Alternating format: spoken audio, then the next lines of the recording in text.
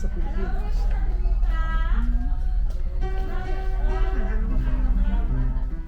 Sa letrang I. Ano pa? 23! 23! Okay, sa letrang B again. B. Dito. Wala pa din. Isa na lang. Another B. Another B. Letter O. Another B. Vitamin 5. 5. 5. B5. Letter O. G, G, G, G. O Balik naman. tayo sa G. O. 53!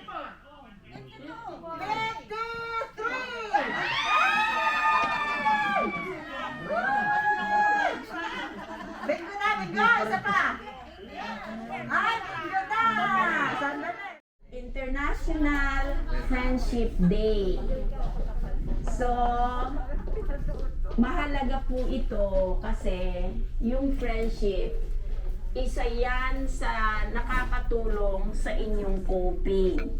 Kaya po, bibigyan natin ng pansin. It is honoring the bonds we share with friends and how they shape our lives with their love and constant support. Most commonly celebrated by teenagers and youngsters. Sabi, makaramihan daw po sa mga teenagers ito at saka sa mga bata pa. Pero ang nakikita ko po sa inyo, sa may edad, hindi lang para sa kanila, kahit din sa may mga edad. Madalas kong naririnig, sinasabi, tinawagan ko si ganito kasi hindi siya pumapasok. Ayan. Tinawagan ko si ganito kasi namimiss na namin siya. Hindi po ba? Pag andito, uy, nahihilo, nagdidilim ang paningin kasi they love the participant as friends. Oy, tingnan mo kasi katinang-kati, kawawa naman. Talagang, you are so concerned because of the friendship that you have. So, Gigising ko na sila, lalo na si Nati. 1996, kilala ko na siya. Kung mahal ko siya, tinutulungan ko siya sa kanyang mga problema, pinangangaralan ko siya bilang parang kapatid. Ayun, nakikita ko, palibasa nakakagalitan mo lagi, masaya siya ngayon dito, nakikipagkwentuhan. Ngayon sabi pa nga niya, kakanta raw siya mamaya. Kaya natutuwa ako, kasi mahal ko siya eh. Mahal ko siya, gusto ko siyang lumakas na katulad ko, kasi magkasiedad lang kami. Gusto ko bumalik yung kanyang lakas. Kaya kinagagalitan ko siya dahil napakamahal ko siya. yes. Dati napupunta ako sa kanila maski malayo. Wow. Palibasa ngayon, may edad na rin ako. Ang layo. 5 black bago makarating sa kanila. Ngayon, lahat dito, lahat ng nasa akin ng telepon, tinatawagan ko talaga. Pinasasakayaw, binibiro ko sila. Natutuwa ko at natutuwa naman sila sa akin. At mabuti naman yung mga taga rito, nakasama ko sa daycare, na natutuwa sila sa akin. Masaya ako talaga. Kaya itong pangalawa kong tahanan ay mahal na mahal ko. Hindi ko ipagpapalit. Pinagmamalaki ko sa bawat makasakay ko sa sasakyan. Pinagmamalaki ko. Kasi sabi nila, ang edad ko, sasabihin ko ayaw maniwala. Kaya ngayon, pinagmamalaki ko itong daycare. Dito masaya ako, may exercise. Kaya gabi pala, nakahanda na lahat ang gagamitin lahat. Para hindi ko makalimut na ngayon, bandang alas 6, magtatawag na ako. Nangungulit na ako. Lalo na si tita. Asan yung sexy? Nawala. Ayun! Si Emma, miski nasa kanyang tinitirahan ngayon, tinatawagan ko rin. Okay. Ayan, salamat tita. Salamat pakibigay po. Kahit hindi ako pumapasok, Dus, naririnig mo ako. Kahit hindi pa ako pumapasok dito, lagi kitang tinatawagan. Kumusta kita lagi. At minsan, sasabihin ko ay Gigi, pakatawagan mo si ganon. Sabi mo, Yes. pumasok na. Yes. DJ, pakatawagan mo si ganon. Sabi mo, pumasok na. Yan. Minsan siya tumatawag. Kaya talagang gano'n na lang ang concern sa kanya. Ang sarap yata ng maraming kaibigan. Yes po. Yes, yes. To be kept as a treasure, because without friends, your life will be boring. Oh, You cannot have nothing to confide with. Your secret, your happiness, and sadness. They're always there to support you and give you all the things that you need. That's it. Yes. Yan. Talagang Ay, akong kaibigan dito. Ito. Kaibigan ko na yan, ha? Nanay Dolor, ha? Lahat sila. Yan. Matagal din hinanap ko yan. Silita. Yan. Isabelita, Sandico. Wow. O, yan. Salamat. Ito. Nakita ko siya ngayon dito. Yes. At natutuwa ako din ko pala may lugar na rin sa sarili mo. Yan. Salamat. Kaya mabait si Lord sa ating lahat. Yes. Ako naman marami naman at may kasabihan na a true friend is not only in need but also in deed. Ako marami akong kaibigan din lalong-lalo na dito mula nung nagkikita tayo. Basta kung makita ko, Meron po. meron pa.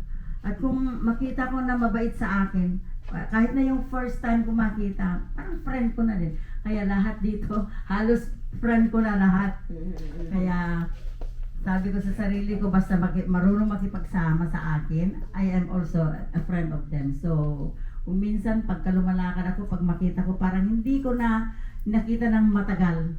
Na nag-uusap-usap kami kahit nasa Seafood City o kung saan-saan. Kaya ako ay mabait sila sa akin at mabait din ako sa kanya at para kung very happy ako sa kanila, ganyan din ang ginagawa nila sa akin. Basta magka-vibes kami, best friend ko na rin lahat. Kaya dito, halos lahat mga dito ay best friend ko na rin. Thank you. Okay. Ang anak ko sa New York, lagi niya akong tinatawag, kailan ka pupunta dito, mami? Sabi niya ganun, oy, pag-isipan ko muna, bakit anong isip-isip mo pa? Kung gusto mong pumunta dito, dito ka na lang, pawawa naman ang kapatid to dyan. Sabi nila sa akin, ay hindi pwede kasi dito masaya ako. Ay, like, araw-araw pumapasok ako. Kahit anong sinasabi ng mga anak ko, gusto ko dyan kaysa mag-isa na lang ako dito sa apartment, di punta na lang ako sa center. Masaya ako dyan, maligaya lahat ng mga kasama ko sa center, napakabait, lalo na sa mga staff. Pagdating mo dyan, agad, tinatanggap ka with a sweet smile. Yes. Every time, the sweet smile, the sweet greetings. They give you, once they see you there, they get you and bring you in. Yeah. And that is what I don't forget. It's really Yan. good. Salamat That's why po. I like to come to center all the time. If possible, I would like to go to New York. Yes. Wow. Kaya ang ginagawa ng anak ko na, ipinapadala niya kunti-unti ang mga gamit mo, lalo na sa sapatos. Kasi mahirap maghanap ng sapatos ko dito sa kahit sa mall, wala. Ayan. Okay, yun na lang ang sasabi ko. Kung anong kamahal ang everlasting sa akin. Ayun. Ayan, let us welcome the new staff. Ayan. Si Lourdes Mata. O, tingnan natin. Introduce yourself sa kanila. Ayan.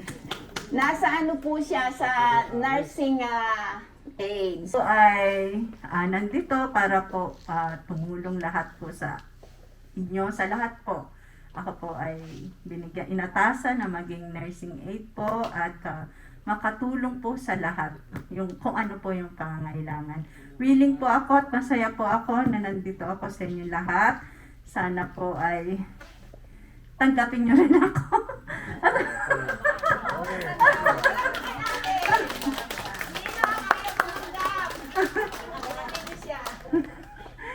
Maraming salamat po. At ako po ay naging bahagi na ngayon ng Everlasting. At maraming salamat po sa inyo.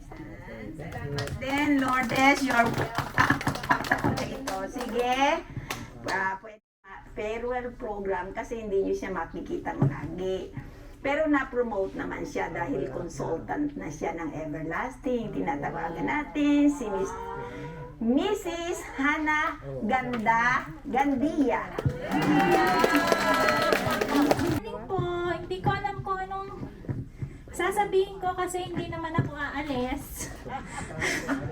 Pagtatrabahuhin pa rin nila ako, hindi nyo lang ako makikita. Ayan. Makikita nyo ako once in a while. Siguro mga once a month or twice a month. Diba? So, yung mga bagong magtatrabaho dito, huwag nyo pong subukin, ha? Huwag niyong subukin, katulad ng ginagawa niyo sa akin minsan. Ayan. Magpakabait po kayo. Mababait naman sila. Joke lang po yun. Ano bang sasabihin ko? I'll see you in a couple of weeks. Ganyan. Kung nakikita niyo po, si Ate Lourdes, tinuturuan ko na siya yung mga ginagawa ko sa computer. Si Aldrin naman, siya na yung nagvi-video, ayan. Pero ako pa rin po ang mag-e-edit ng video nyo. Ako pa rin mag-check ng mga assessments nyo. Minsan, pag may mga tanong ako, tatawagan ko pa din po kayo, okay? Sagutin niyo po ang tawag ko. Ayan. Yun lang po. Salamat po sa, sa mga support ninyo. Ayan. Salamat po sa inyong lahat. Ayan, gusto ko sanang i-joke na, ayan, tuloy, yung nurse nyo na-stress. Joke lang. Hindi po. Siyempre po, priority niya yung family niya now, at saka medyo malayo ang kanyang tinitiran. Alam naman po natin, but she is still here. Ayan, you will still see her. So, don't be sad. Yung mga sad dyan, nakikita ko na yung mga iiyak na yan. Yung mga paborito niya, may paborito sa kanya dyan. Oh, don't be sad. She's still with us. Okay po, kasi Everlasting will always be a family venture. Okay, so don't worry. It will always be with us. Ayan. Yung mga may separation anxiety dyan, kalma-kalma lang. Anyway po, let's wish her good luck kasi syempre meron siyang ibang work.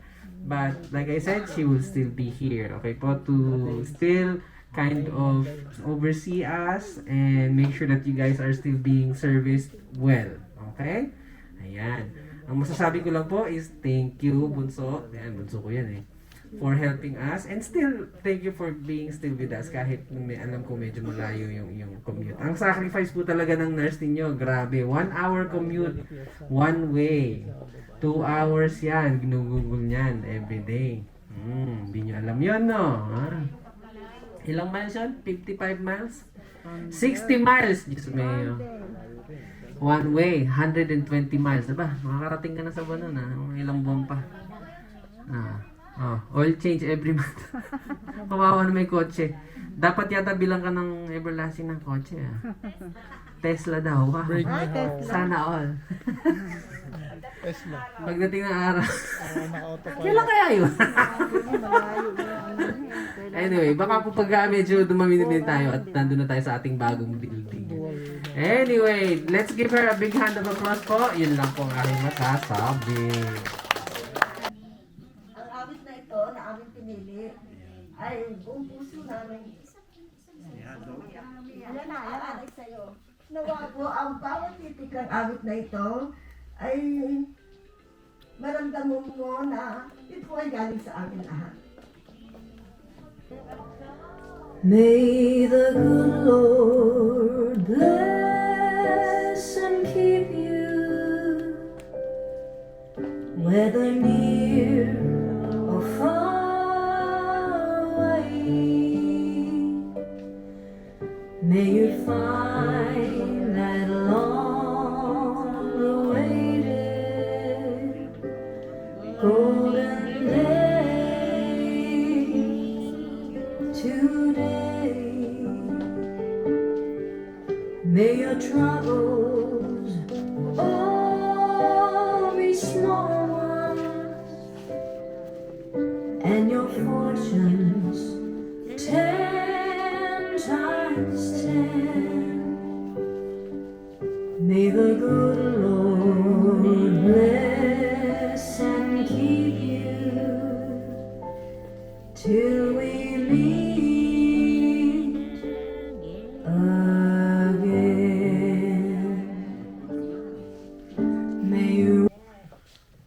I forgot the author of this quotation I'm going to say. It says, "'Tis better to have loved and lost than never to have loved at all."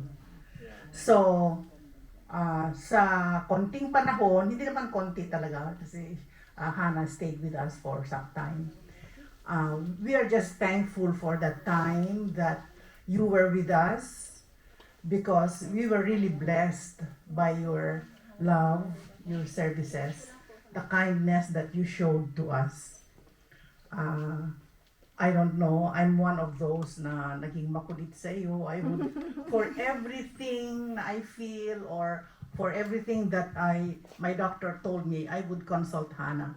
She's very knowledgeable at matyaga siyang magpaliwanag. That's why I'm so thankful that somehow I had time to spend with her. And thank you very much, Hannah. Another thing that I'd like to say is from the Bible, which says, "The steps of a righteous man are guided by the Lord."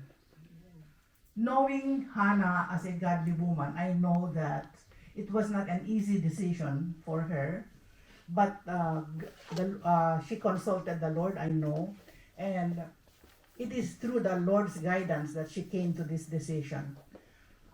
It's really very important that she attend to her family first, especially with the growing children. And so we know that it was God who helped you decide and led you to this decision. So God bless you always, Hannah, wherever you will be. Amen. Good morning, Nurse Hannah. The first day I meet you, I know that you are a very knowledgeable, nice person with a very low voice. Yes. Marami pong salamat sa araw na nakilala kita at lagi kang narito. Araw-araw pinilalapitan mo kami na kumusta. Sana po ay sa pag-alis. Maski na hindi ka pala aalis. Sana dadalawin mo rin kami. Okay? Salamat po. I wish you luck. Thank you. Okay. What can I say? They have said it all. The nice things about you. What can I say? But I love you and I always remember you, your kindness and the help that you have extended us. Thank you so much for being with us throughout.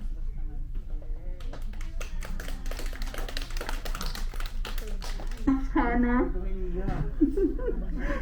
thank you so much sa service mo sa lahat.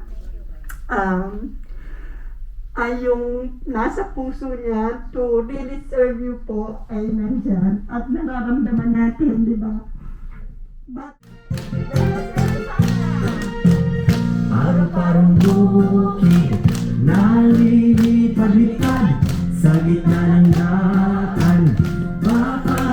Pagaspas, isang bara ang kapis, isang dangkal ang manggas, ang sayang likod at isang pyesa ang sayat. May painita pa siya, may suklay pa man din, nagos de ojetes ang palalabasin. Naharap sa altar at mananalamin at sa kalalakad ng makinding-ginding. May painita pa siya, may suklay pa man din.